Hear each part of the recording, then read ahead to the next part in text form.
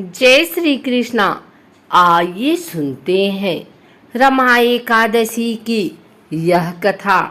भाव विह्वल होते हुए अर्जुन ने कहा, हे श्री कृष्ण, अब आप मुझे कार्तिक माह के कृष्ण पक्ष की एकादशी की कथा सुनाइए।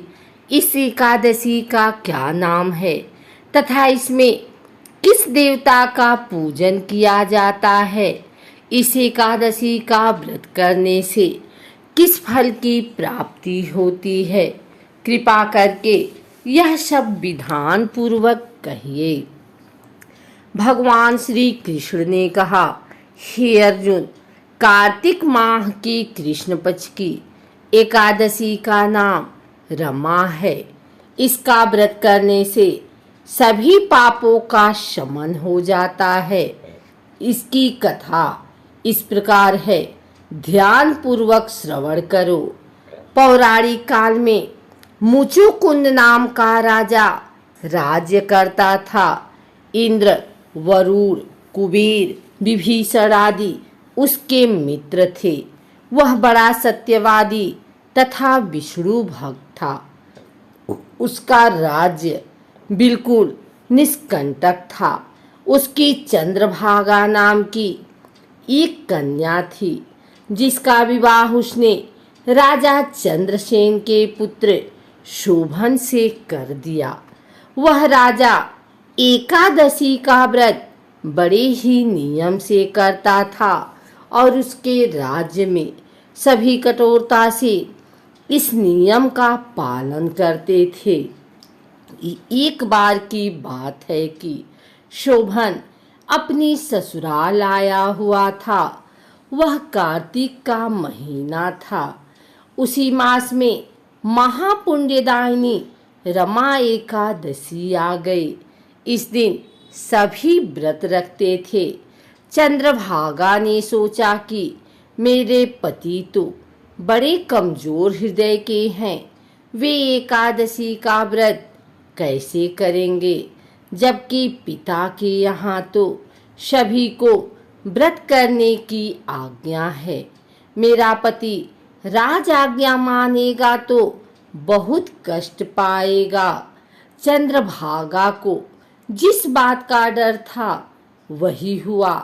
राजा ने आदेश जारी किया कि इस समय उनका दामाद राज्य में पधारा हुआ है, अतः सारी प्रजा विधान पूर्वक एकादशी का व्रत करे।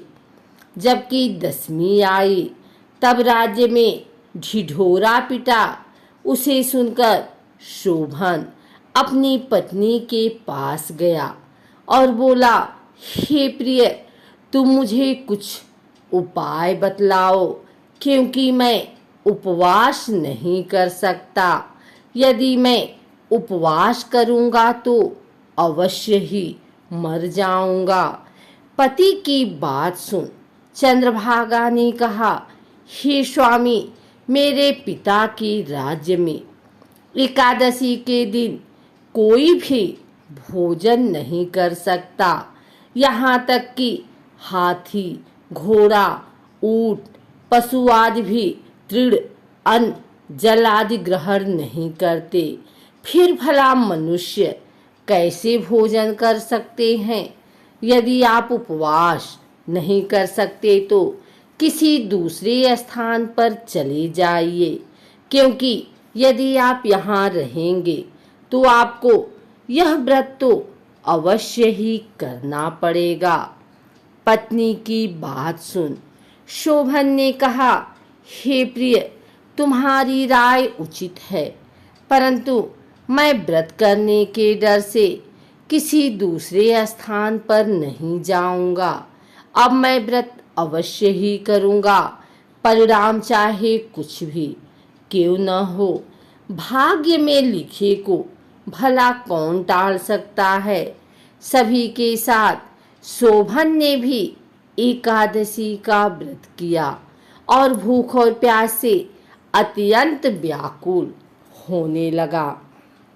सूर्य नारायण भी अस्त हो गए और जागरण के लिए रात्रि भी आ गई। वह रात शोभन को असहनीय दुख देने वाली थी। दूसरे दिन सूर्योदय होने से पूर्व ही भूख प्यास के कारण शोभन के प्राण पखेरु उड़ गए। राजा ने शोभन के मृत शरीर को जल प्रवाह करा दिया और अपनी पुत्री को आज्ञा दी कि वह सती न हो और भगवान विष्णु की कृपा पर भरोसा रखे। चंद्रभागा अपने पिता की आज्ञा अनुसार सती नहीं हुई। वह अपने पिता के घर रहकर एकादशी के व्रत करने लगी। उधर रमा एकादशी के प्रभाव से शोभन को जल से निकाल लिया गया और भगवान विष्णु की कृपा से उसे मंदराचल पर्वत पर धन धान्य से परिपूर्ण तथा शत्रु रहित देवपुर नाम का एक उत्तम नगर प्राप्त हुआ। उसे वहां का राजा बना दिया गया। उसके महल में रत्न तथा स्वर्ण के खंभे लगे हुए थे। राजा शोभन स्वर्ण तथा मणियों के सिंहासन पर सुंदर वस्त्र तथा आभूषण धारण किए बैठा था। गंधर्व तथा अप्सराएं नृत्य कर उसकी स्तुति कर रहे थे। उस समय राजा शोभन मानो दूसरा इंद्र प्रतीत हो रहा था। उन्हीं दोनों मुचुकुंद नगर में रहने वाला सोम शर्मा नाम का एक ब्राह्मण तीर्थ यात्रा के लिए निकला हुआ था। घूमते घूमते वह शोभन के राज्य में जा पहुंचा। उसको देखा।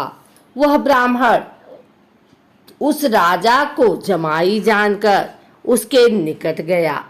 राजा शोभन ब्राह्मण को देख आसन से उठ खड़ा हुआ और अपने ससुर तथा स्त्री चंद्रभागा की कुशल क्षेम पूछने लगा।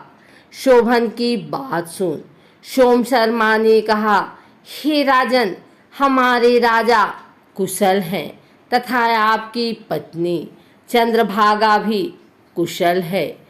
अब आप अपना वृत्तांत बतलाइए।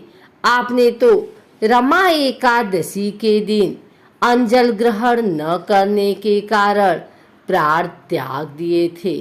मुझे बड़ा विस्मय हो रहा है कि ऐसा विचित्र और सुंदर नगर, जिसको न तो मैंने कभी सुना और न कभी देखा, आपको किस प्रकार प्राप्त हुआ। इस पर शोभन ने कहा, हे देव, यह सब कार्तिक माह के कृष्ण पक्ष की रमा एकादशी के व्रत का फल है। इसी से मुझे यह अनुपम नगर प्राप्त हुआ है, किंतु यह अस्थिर है। शोभन की बात सुन ब्राह्मण बोला, हे राजन, यह अस्थिर क्यों है और स्थिर किस प्रकार हो सकता है, सो आप मुझे समझाइए। यदि इसे स्थिर करने के लिए मैं कुछ कर सका तो वह उपाय मैं अवश्य ही करूँगा। राजा शोभन ने कहा, हे ब्राह्मण देव, मैंने वह व्रत विवश होकर तथा श्रद्धा रहित किया था। उसके प्रभाव से मुझे यह अस्थिर नगर प्राप्त हुआ। परंतु यदि तुम इस वृतांत को राजा मुचुकुंद की पुत्री चंद्रभागा से कहोगे तो वह इसको स्थिर बना सकती है। राजा शोभन की बात सुन ब्राह्मण अपने नगर को लौट आया और उसने चंद्रभागा से सारा वृतांत कह सुनाया। इस पर राजकन्या चंद्रभागा बोली, हे ब्राह्मण देव, आप क्या वह सब दृश्य प्रत्यक्ष देख कर आए हैं या अपना स्वप्न कह रहे हैं। चंद्रभागा की बात सुन ब्राह्मण बोला, हे राजकन्या, मैंने तेरे पति शोभन तथा उसके नगर को प्रत्यक्ष देखा है, किंतु वह नगर अस्थिर है। तू कोई ऐसा उपाय कर जिससे कि वह स्थिर हो जाए।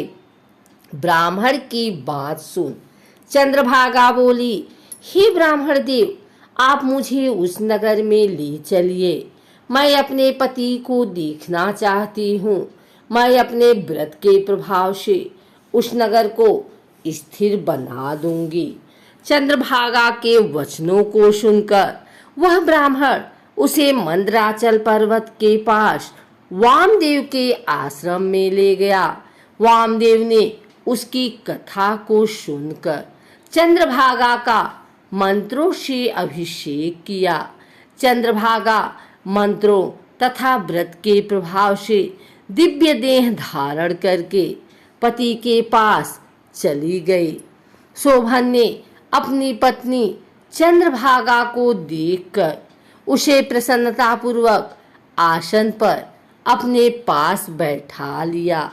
चंद्रभागा ने कहा, हे स्वामी, अब आप मेरे पुण्य को सुनिए। जब मैं अपने पिता के घर में 8 वर्ष की थी, तभी से मैं सविधि एकादशी का व्रत कर रही हूँ। उन्हीं व्रतों के प्रभाव से आपका यह नगर स्थिर हो जाएगा और सभी कर्मों से परिपूर्ण होकर प्रलय के अंत तक स्थिर रहेगा। चंद्रभागा दिव्य स्वरूप धारण करके तथा दिव्य वस्त्रालंकारों से सजकर अपने पति के साथ सुखपूर्वक रहने लगी। हे अर्जुन, यह मैंने रमा एकादशी का महात्म्य कहा है।